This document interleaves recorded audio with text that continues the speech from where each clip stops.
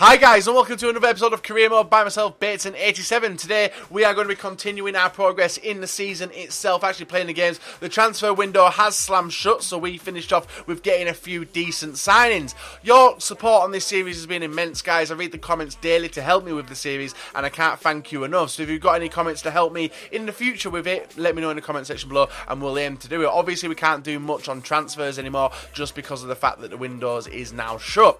So guys, if you are new to the channel, drop a subscription, try and hit over 4,000 likes, and if you do want any MSP, PSN codes or cheap game codes, make sure you check out g2a.com. Their link is down below in the description. So moving on from the last episode, I was unsure a little bit about scouts, so I actually went and assigned some and got them into the club. And there's one thing I need to pick up on. I keep referring to my computer opponent as a he. Now the reason I do that is obviously because I play Ultimate Team a hell of a lot, and I just think that I'm playing someone. I don't know what it is about it, so if I say that, hopefully it doesn't annoy you and you do understand why I am saying it. So these are the scouts we've been looking for. I don't really know what we're going to be bringing in because the scouts don't really seem to do much for me, as it's more the comment section with you guys interacting with me and telling me what players to go and sign. So we're going to continue doing that. We're also going to run the scouts in the background as well, and we're also going to be continuing with the season's progress. So our first game today is against Hoffenheim, a very, very nice looking team. I decided to put out some B-rated players. B-rated players are the players which usually subs or reserves, and I thought I'd give them a chance, give the main players a bit of a rest. Like we rested Gustavo, we brought in for Arnold, I think it was. We brought in Arnold. Rojo is starting on the left hand side as well. Shirley's taking a rest. Shirley, I kept saying that, but it's Shirley. Yeah, so it's mainly just divisions progress now. We're going to aim to win. I'm still struggling to play against the computer, as you guys will see a little bit in this video, as well as I'm still not used to the way I'm used to human error. Now, if you guys play Ultimate Team, you'll understand what I'm talking about. Human error is where you expect someone to run straight past you or make a bit of a dodge. They don't seem to do it, and it annoys me, and it was just becoming very, very frustrating. Now, this game itself was very scrappy. Not going to lie to you, the opportunities were very, very slim, and we were resorting to taking long shots to try and score. That would have been a class goal from Kevin De Bruyne if we had got it in there. Now, I've got a few questions to ask you guys. If you could answer them in the comment section below, that'd be absolutely awesome. Progression on players. Now the first, progression on players as in the potential. How do you actually build the potential up of the players? Do you have to play really, really well with them? Is there any other techniques or anything I can do to boost it a lot faster? Or is it just a case of natural progression on the player? The more game time they give them, the higher rated they'll get over a certain period of time. So, Desciglio seems to be fitting in the team quite well. He's a very, very attacking player as well. But his defending wise doesn't seem to be doing very well for me. His form is actually got a negative arrow going down, which is a bit of a shame for me. Now in this game we were thankfully having Benaglio in net. He has saved our ass a few times, even though I was looking for a replacement goalkeeper over the transfer window and weren't able to get it. We walk into half-time with a 0-0. Now I was getting annoyed because I was rushing the play trying to get forward and just couldn't do it. But this guy, see, I just did it there. This computer generated person just decided to run straight through me. A nice cross and a delicate header there from Firmino at the near post does make it 1-0. Now I know that I'm sort of under fire. The reason I'm sort of under fire is because of how much money I've made and the fact that we're not really pushing up. We've not lost yet, which is surprising, but people just seem to be annoyed after reading the news articles and things like that. But thankfully we're able to get back into the game quite instantly. Lacazette picking up a huge deflection off the defender and makes it 1-1.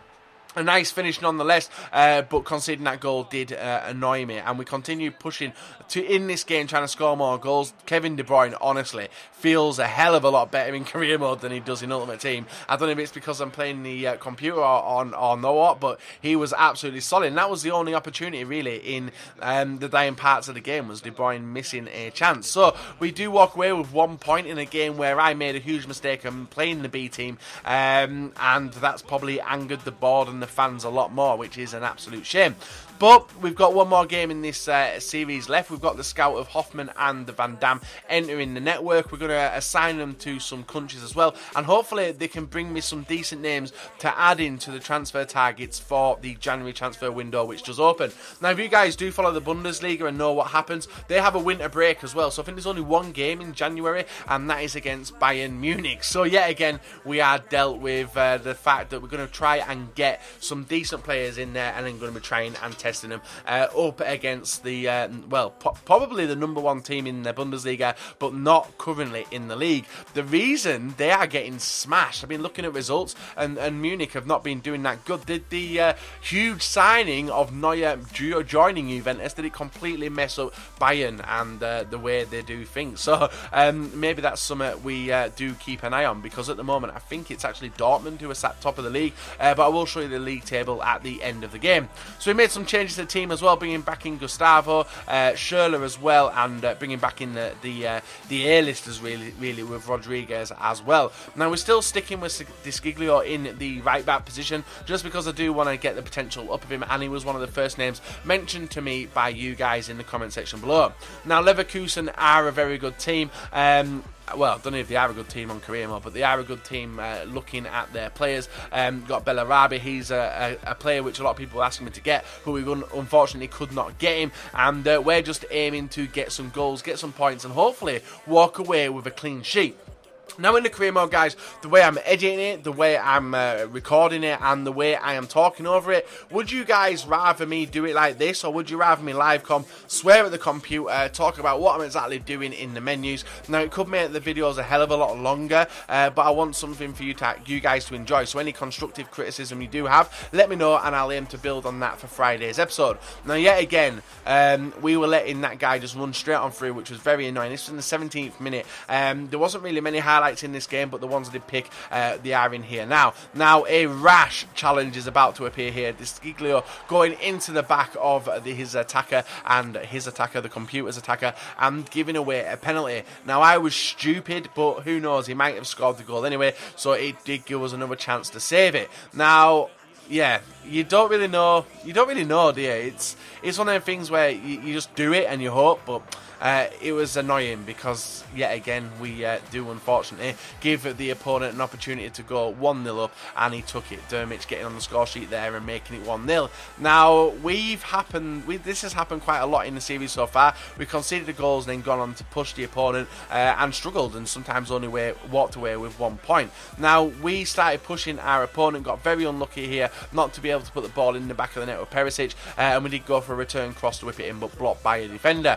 Now from the resulting corner, I thought I would try something different, which is actually one of my ultimate team tactics, which is drag the defender forward, send everyone near post, and actually Perisic gets on the score sheet with a header in front of the defender and makes it 1-1 in the 45th minute. So going into half time with a 1-1 against the computer, I'm not going to be complaining, and then it started to get a little bit better. Our opponent was pushing forward very, very hard, with a lot of his players coming forward at the same time as well. And if you know Wolfsburg, you will know that they are a very fast counter-attacking team, and that's what they built on. Now, gladly, he got a goal. The computer got a goal with Son, but it was called as offside. If that was a goal, it probably would have killed the game off. But a nice run down the wing with Verena, whips it on in, and Gustavo, of all people, gets the header in front of the defender and makes it 2-1. So we are resorting to crossing and scoring headers, but 3 points are 3 points, and that's what we aim to do. And that was in the 80th minute, the dying part of the game. Now, with Leverkusen, they decided to go for an all-out attack. As you can see, how many people are forward on the attack, and thankfully, we do have a decent DM and decent attackers. De Bruyne getting the ball here, linking it up. Hunt. We brought Hunt on as a substitution, linking up with Lacazette. Lacazette putting the ball through to Rojas, who does get a second bite of the cherry and makes it 3-1, killing off the game and giving us 3 points to walk away with. So in this episode alone, in the 2 games, we have got 4 points out of the possible 6. Still not 6 out of 6, and maybe we do need to push the difficulty up, but I am struggling against the computer. You guys may not see it, but I am struggling against the computer. Now, all your favourite career mode YouTubers may play it on world class or legendary. I'm not sure what the highest rated difficulty on career mode is, but they play it on the highest, and unfortunately I'm just not good against the computer. So if this is the first season where we do play it on the difficulty, which is one less than the highest. So be it, but hopefully it does bring the same enjoyment as it does to me playing it, because I absolutely love career mode. It's a shame I've not gone near it sooner, and thankfully we have. So, the league table, Dortmund rocking top, Hamburg are second, Frankfurt third, Wolfsburg fourth, and then you can see the rest of the teams. And if you look, guys, all the way down in 11th position, we have Bayern Munich. They have won 1, drawn 1, and lost 2 games. Maybe the transfer of Neuer to Juventus is causing that. So, guys, if you are enjoying the series, drop a like, rate, and subscribe if you are not subscribed already. And we'll be back on Friday with another episode of Career Mode, so make sure you leave your constructive comments down below, and I'll aim to build on them for the future. Until then, bye-bye. See you all later.